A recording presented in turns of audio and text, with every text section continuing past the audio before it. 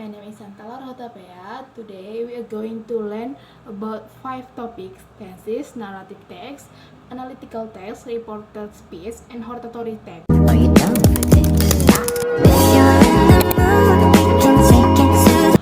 What are tenses?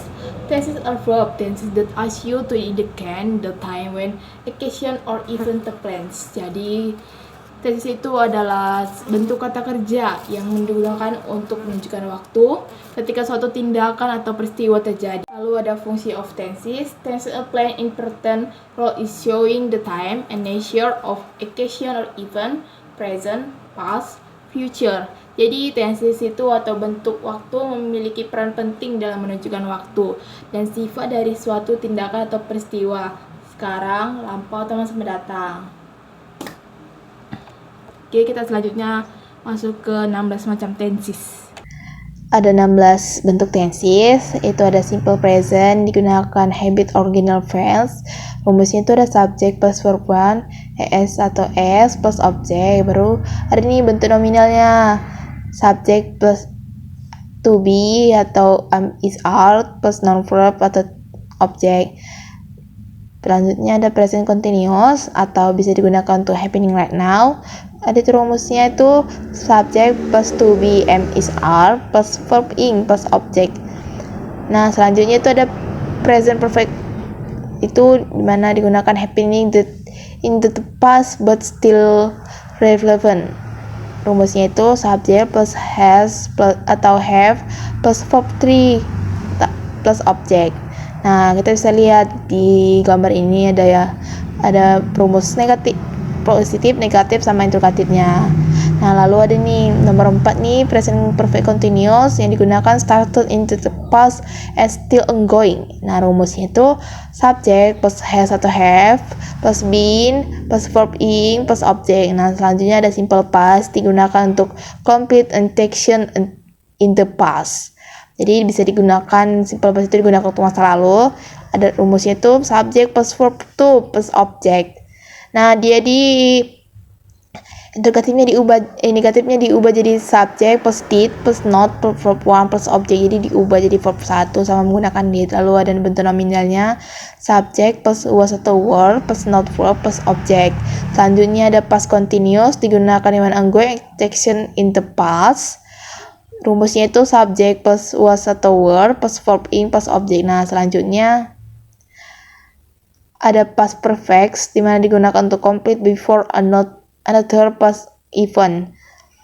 Rumusnya itu subject plus had plus verb to plus object. Selanjutnya ada past perfect continuous digunakan ongoing action before another past event. Rumusnya itu subject plus had plus been plus verb ing plus object. Selanjutnya simple future digunakan to action will happen in the future. Rumusnya itu subject plus will per verb 1 per object. Ada nominalnya itu subject plus mr atau to be tambah plus going to plus verb 1. Selanjutnya ada future continuous digunakan to happening a specific time in the future.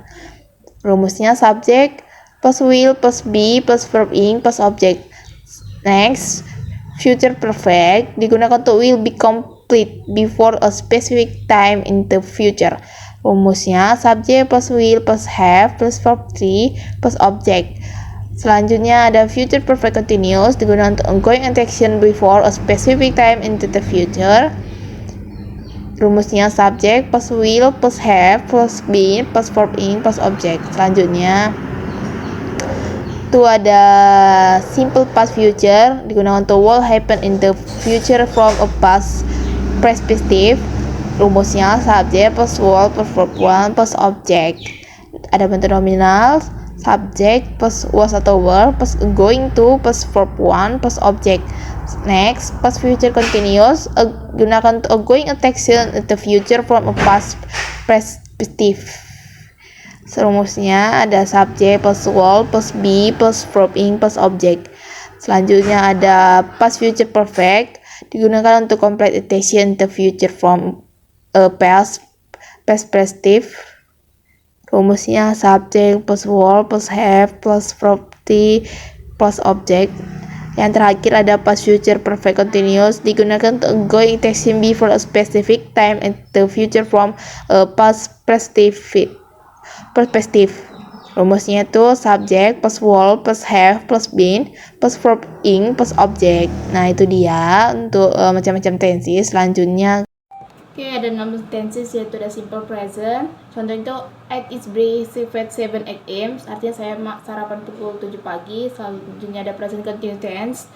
She is studying English now. Dia sedang belajar bahasa Inggris sekarang. Selanjutnya ada present perfect continuous. They have finished their homework. Artinya mereka sudah menyelesaikan PR mereka. Selanjutnya ada present perfect continuous tense.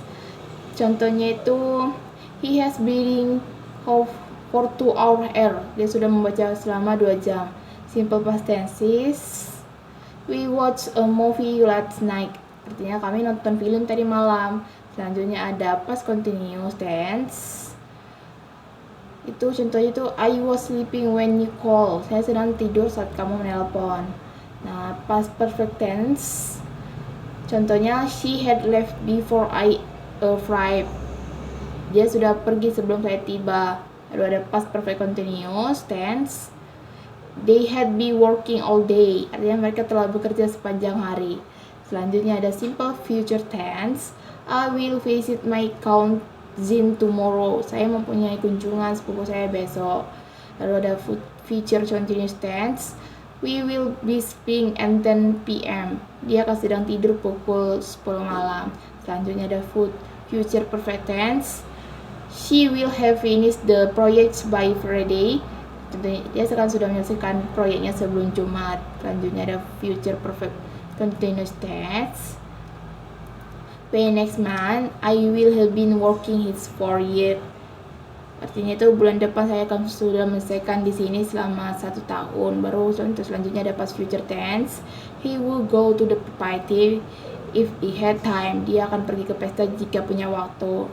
Past future continuous tense. She will be studying if she were home. Dia akan sedang belajar jika dia di rumah. Selanjutnya ada past future perfect tense. We would have got if you had invited me. Artinya saya akan sudah pergi jika kamu mengundang saya.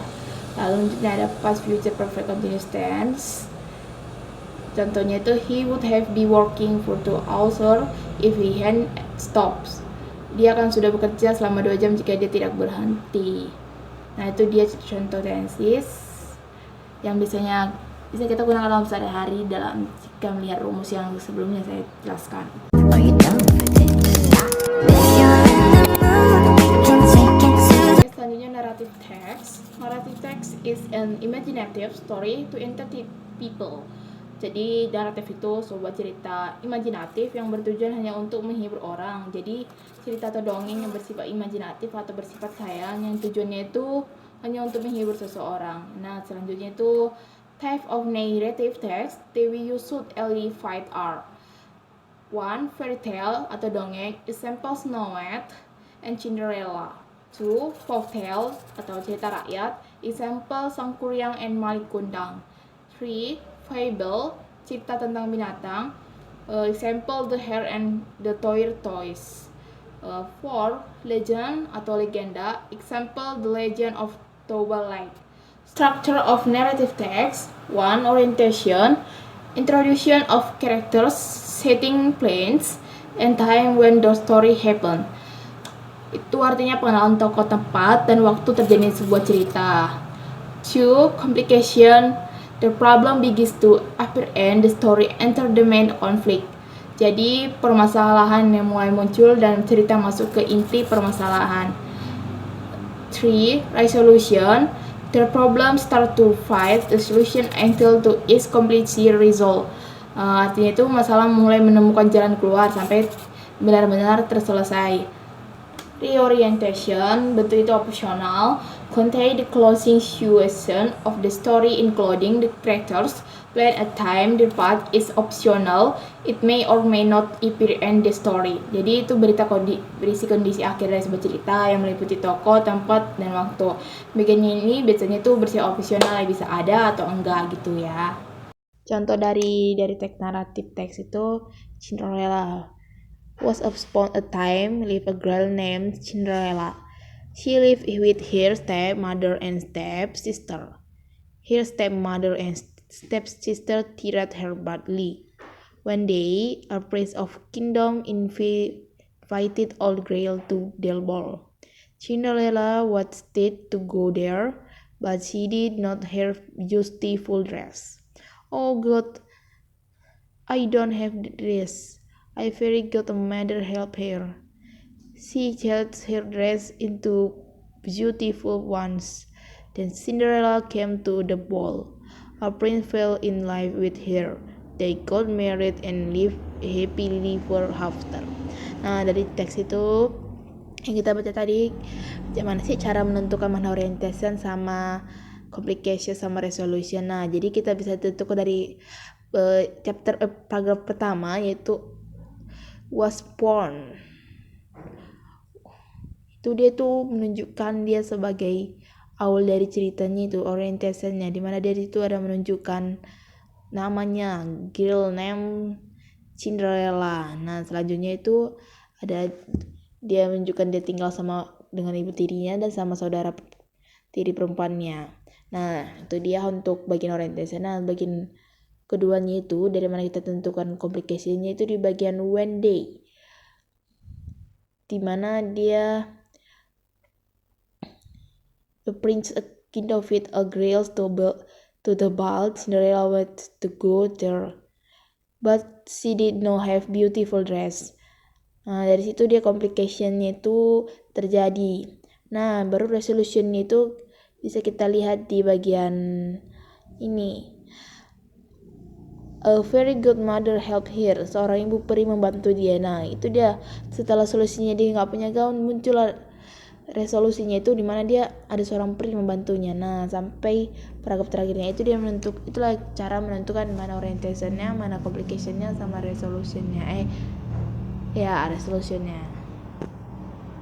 Are you done with it? If you're in the mood, can take it to Analytical appreciation text definition, pengertian. Analytical appreciation text is type of text. It's used to express someone opinion about an issue and to convince their then the opinion is true community purpose, tujuan komunitatif, to persuade the reader or listener, dan sometimes in the case untuk meyakinkan pembaca atau pendengar bahwa suatu itu benar. Binary structure atau struktur teks, tenses. Tenses the part introduction, the main, the topic, or the latest point of view. Arguments the part private reason and evidence then support the writer's opinion. Reiteration is a conclusion that is registers the writer's opinion. Language feature atau ciri-ciri kebiasaan. Use a simple present tense as of internal conjunction, first, second, however, as of for, dan gross import, helpful. Itu dia language-nya untuk analytical text. Oke, contoh dari analitika itu guys, judulnya itu watching television has benefit. Many people think watching television is bad, but actually it has some benefit. Firstly, television provides information and shows from all over the world. Second, educational program on TV can help students learn new things. Thirdly, watching TV be a good way to relax after a busy day. Therefore, watching television zone is not always bad. It can be useful if we watch it wisely. Nah, itu dia teksnya. Cara membedakannya itu tesisnya itu berisi pendapat atau pernyataan utama penulisnya itu ada di paragraf pertama, di mana dia menyampaikan topik dan sikap penulis terhadap topik tersebut. Lalu biasanya itu ada di watch televisinya itu. Lalu di bagian arguments itu dimana dia ada first, dimana penjelasan televisi provide information and news from all over the world. Baru ada first, ada second, baru ada third. Nah, dimana itu terletak setelah tesis memberikan alasan yang mendukung tentang opini penulis, yang menjelaskan manfaat berbeda dari nonton TV. Baru ada references atau penegasan yang ulangi itu ada di therefore watching television is not always bad. It can be useful if watch it visually. Jadi itu berada di bagian terakhir teks yang untuk menegaskan kembali opini awalnya si penulis tadi, ditandai dengan kata therefore in solution to stop up, mengulangkan ide bahwa TV punya manfaat jika digunakan dengan bijak. Itu dia tadi cara-cara membedakannya. Are you done with it? If you're in the mood, can take it to the Reported speech, definition atau definisi. Direct speech, kalimat langsung yang mengutip ucapan orang lain secara langsung, biasanya itu memakai tanda kutip atau tanda koma. Direct speech is a stances the question someone accept word direct. It actually asks a question marks and comma. Contoh atau example, she said I am tired. Artinya itu dia berkata saya lelah. Selanjutnya indirect speech, kalimat yang tidak langsung yang melaporkan ucapan orang lain dengan merubah struktur kalimat dan tenses. Indirect speech reports what someone else says, which changes instance structure and tense. Contoh example, she said that she was tired. Artinya itu dia berkata bahwa dia lelah. Ada 3 bentuk direct speech. Yang pertama itu declarative report speech, kalimat lapor yang berupa pernyataan yang diawali subjek lalu predikat. Reported speech in the form a statement in start with a subject followed by the verb. Contoh atau example, Sinta said I will come to your house. Baru is direct ini tuh Sinta said that she will come to my house. Jadi perubahan tenses, will jadi would, perlu ada pronoun itu jadi I jadi she, kata penghubung tanda koma jadi that. Perlu ada interrogative, repeated speech, kalimat laporan yang berupa pertanyaan yang diawali dengan kata kerja dibantu atau auxiliary verb seperti to be, is, was, were. Baru ada modal will, shall, can, could, might, must. Verb yang membantu lainnya itu ada has, had, do, does, did. Contohnya itu ada example-nya itu